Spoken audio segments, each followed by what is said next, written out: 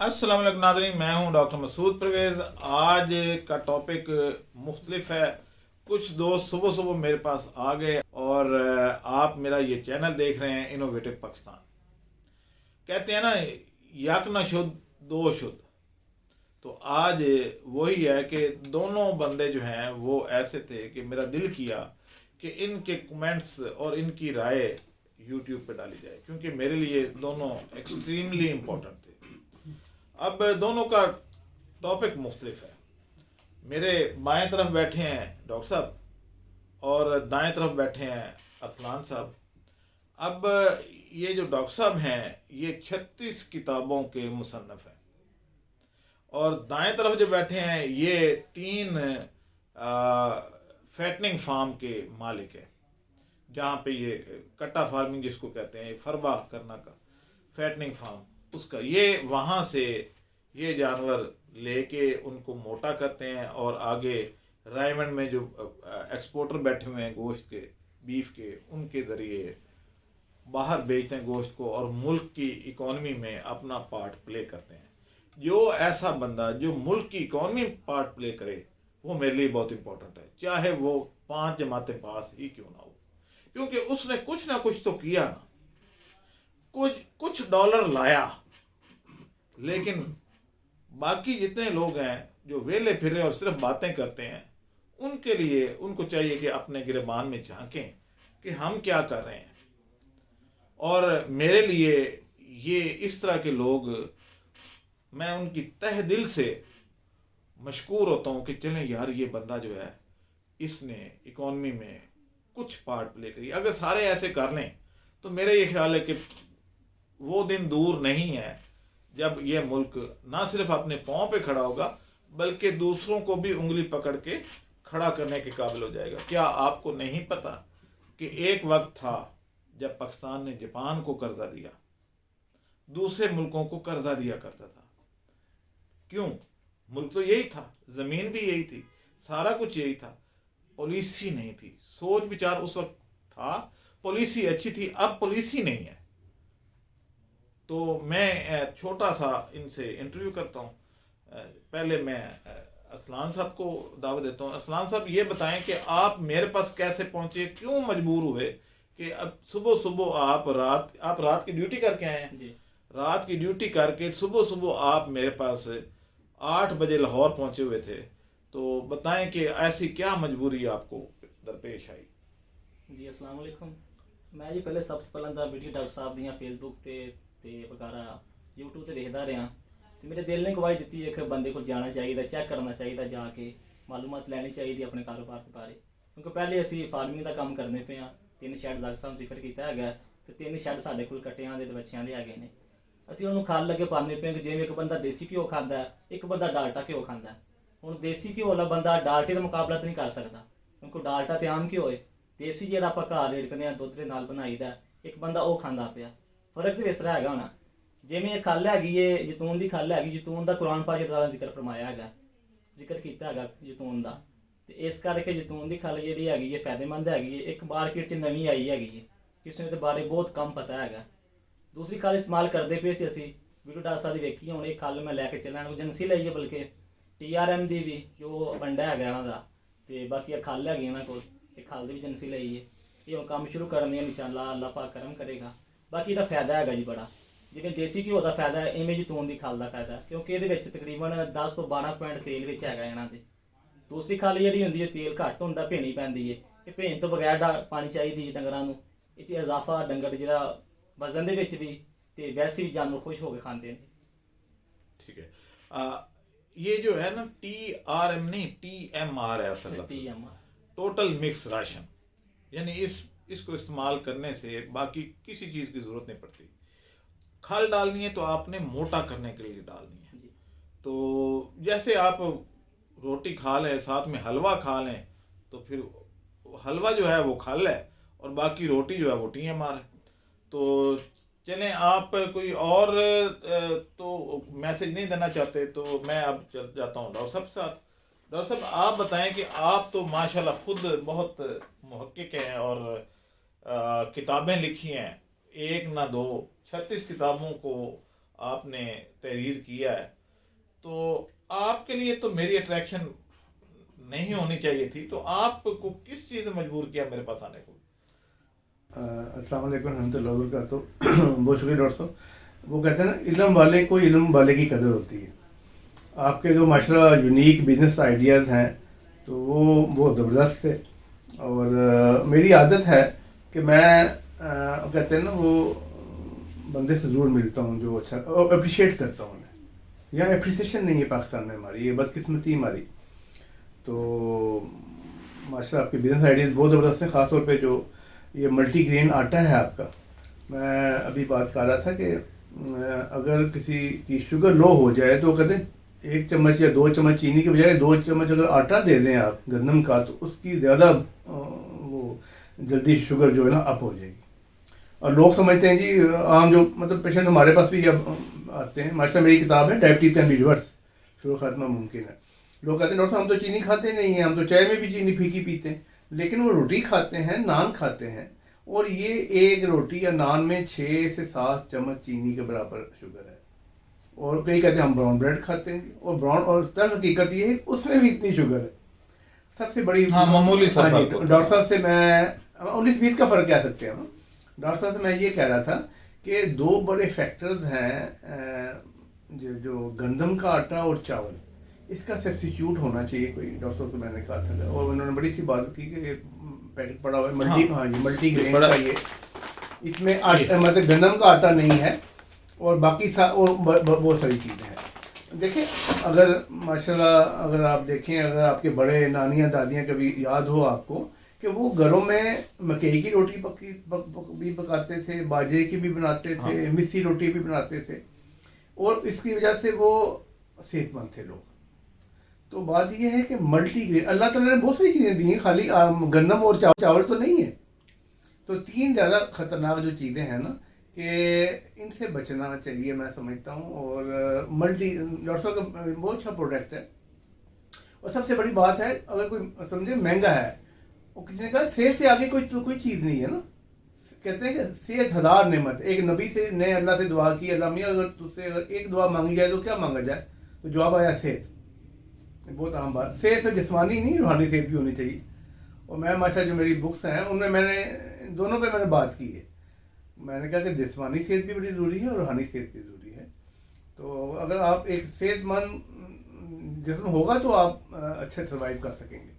तो इनका माशा बिस्किट भी है डॉक्टर साहब का, ये खासतौर पर जो बच्चों की जो खाते हैं कैंडीज वगैरह, चिप्स वगैरह, वो उसकी बजाय ये बहुत अच्छी चीज़ है जो एक कुदरती चीज़ है ना। हम बीमार क्यों होते हैं, हम नेचर से दूर हो जाते हैं।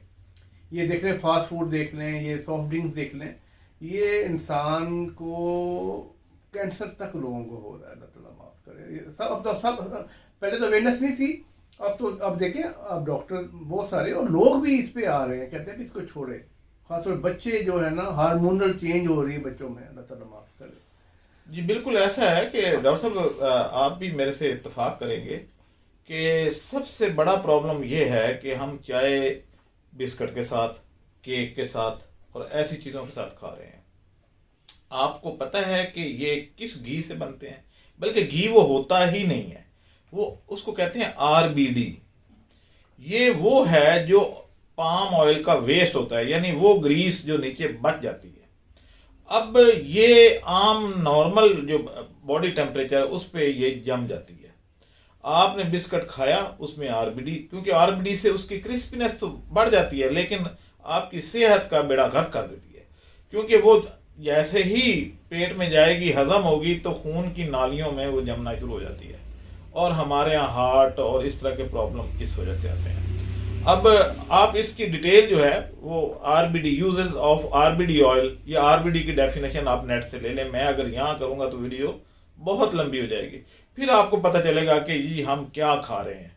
तो उस सिलसिले में हम करते रहते तहकीक। अभी ये हम बिस्किट बनाए हैं हमने, ये ऑर्गेनिक बिस्किट हैं। अब इसका हम रिवाज कर रहे हैं, बल्कि डॉक्टर साहब भी लेके जा रहे हैं तकरीबन 10 पैकेट कि जी वो हम घर लेके जाएंगे और चाय के साथ। अब ये आसान तरीका है कि आप ये चाय के साथ ले लें तो कोई नुकसान नहीं है बल्कि फ़ायदा, क्योंकि इसमें क्या है, जैतून का तेल, तिल, सौंफ, गुड़ और चक्की का चौकर समेत आटा। इसकी दूसरा वर्जन जो है वो ये है कि इसमें अब नेक्स्ट जो है हम कीटो बिस्किट बनाएंगे, जिसमें गंदम का आटा नहीं होगा बल्कि क्या होगा, मल्टीग्रेन आटा। और वो शुगर वाले 2 बिस्किट खा लें, नाश्ता मुकम्मल हो गया। बजाय इसके कि जनाब आप अंडा खाएं तो कोलेस्ट्रोल बढ़ जाता है, अगर कोई मीठी चीज़ खाएं तो शुगर बढ़ जाती है, तो उसमें फिर ये होगा कि शुगर भी नहीं बढ़ेगी और जैतून का तेल है तो ज़ाहिर है कोलेस्ट्रोल फ्री है वो। तो इस तरीके से ऐसी चीज़ों को रिवाज दें। पहले हमारे जो कहते हैं जी बुजुर्ग बड़े सेहतमंद होते थे तो वो ऐसी चीज़ें ही तो खाते थे, ये चीज़ें घरों में बनती थी, हर औरत ये बनाना जानती थी। लेकिन अब मैं जिस खातून को मैंने, बल्कि ये जब बनवाने तो मैंने कहा चले खवातीन को घर में दे देते हैं ये काम, तो मैंने उनको कहा जी आप ये बना सकती हैं, तो कहते नहीं वो हमारी नानी दादी बड़ा अच्छा बनाती थी, हमें बड़े पसंद है लेकिन मैं बना नहीं सकती। मैंने कहा अच्छा चलें ठीक है, और कोई काम कर सकती हैं आप, अचार बना सकती हैं। नहीं अचार मुझे अच्छा बड़ा लगता है लेकिन मैं बना नहीं सकती। यानी कौम सिर्फ खा सकती है, कोई काम कर नहीं सकती। हम बने हैं सिर्फ खाने के लिए, पैदा करने के लिए तो बने नहीं है। तो ये आदत छोड़ेंगे तो कुछ होगा। पहले कौन सी औरत ऐसी थी आज से 20 साल पहले जिसको अचार डालना नहीं आता था? अब कौन सी औरत ऐसी है जिसको अचार डालना आता है? 20-30 सालों में हमने अपने कल्चर का बेड़ा गर्क कर दिया। और बरकत किसको कहते थे? इसी को कहते थे कि आप अचार घर में पड़ा है, सालन नहीं बना तो कोई बात नहीं, हम अचार से खा लेंगे। और वो लोग ज्यादा सेहतमंद थे। अब आपके सामने माइक्रोवेव में गर्म करो खा लो, पिज्जा मंगवा लो, वो पड़ा है बचा वो पड़ा है ठंडा पड़ा है, माइक्रोवेव में डाल, घर में कुछ नहीं बनेगा, जो बनेगा बाजार से आएगा। तो फिर औरतें जो है घर में बैठी क्या कर रही हैं? बोझ, 52% ऑफ द पॉपुलेशन सिर्फ बोझ ही है, कोई काम तो है नहीं। और जो घर में कोई काम थोड़ा बहुत है उसके लिए भी नौकरानियां रखी हुई हैं। क्या नौकरानियां खवातीन नहीं है? क्या वो इंसान नहीं है? भाई अपना काम खुद क्यों नहीं करते? सफाई तक भी और कोई और आके करे। तो मुल्क ने भी फिर यही कल्चर अडॉप्ट किया कि कोई और आके, अमेरिका आके हमें रोटी पका के दे, हमारे मसाइल अमेरिका हल करे, हमें डैम अमेरिका बना के दे, हम सिर्फ बिजली इस्तेमाल करेंगे, एसी चला के सो जाएंगे बस। तो ऐसे भला कौमें तरक्की करती हैं जो कल्चर आपने बना दिया है। डॉक्टर साहब आप भी कोई इस पे किताब लिखें कि हमारा कल्चर या किस तरफ रहा है। यानी अभी माशाल्लाह नई बुक आ रही, मेरी आधा सच है पूरा सच ना। लोग पूरा सच नहीं बताते आपको ना। मिसाल के तौर पर कि जैसे कि आबादी के सबसे बड़ी जो 2-3 चीज़ें किचन में, वो कहते हैं ना हमारा दुश्मन किचन में छुपे बैठे हैं। हाँ। एक तो कुकिंग ऑयल, आपका प्रोसेस जो आम रूटीन में होता है, घी, कुकिंग ऑयल वगैरह।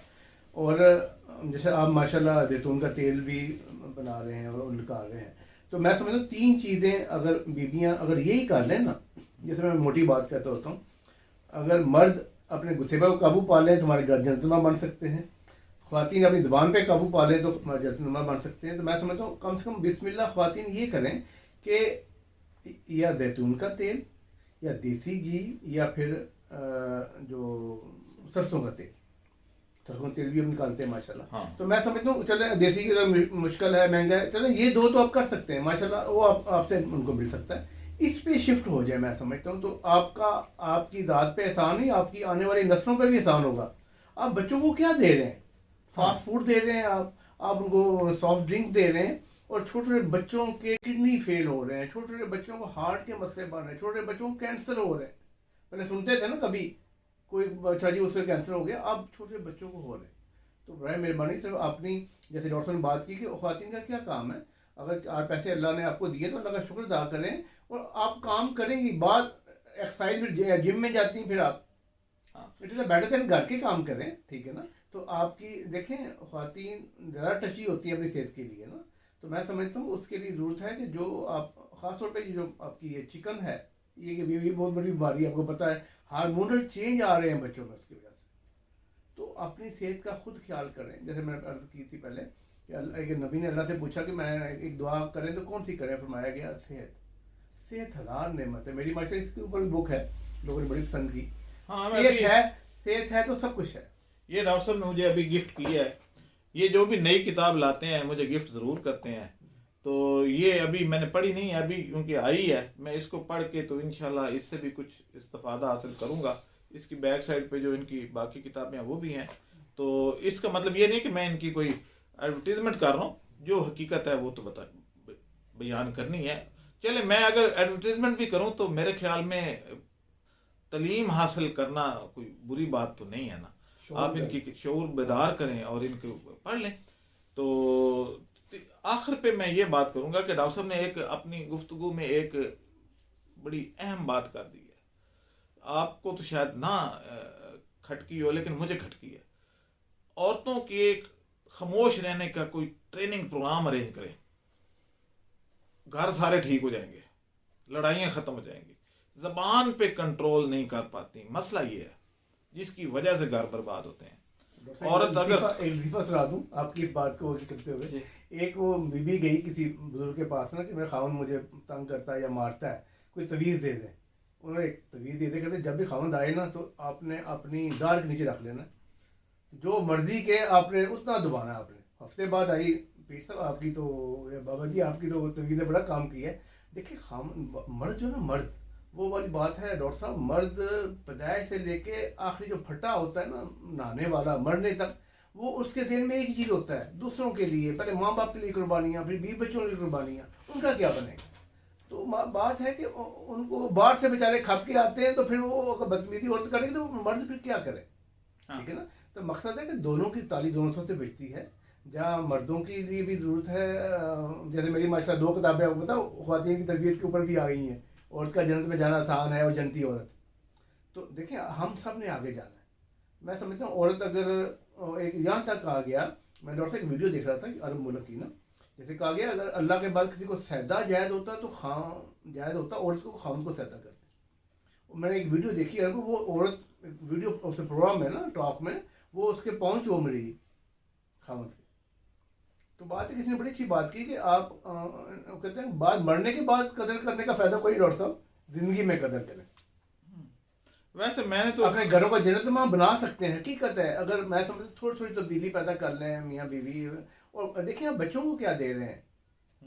तो चले खैर, आज का टॉपिक जो है वो था हमारा, कुछ हम डी ट्रैक भी हो गया, कुछ समाजी मसाइल पे आ गए, लेकिन क्या करें, आखिर हैं तो इसी मुआशरे से, तो ये पिंच करती हैं ये बातें।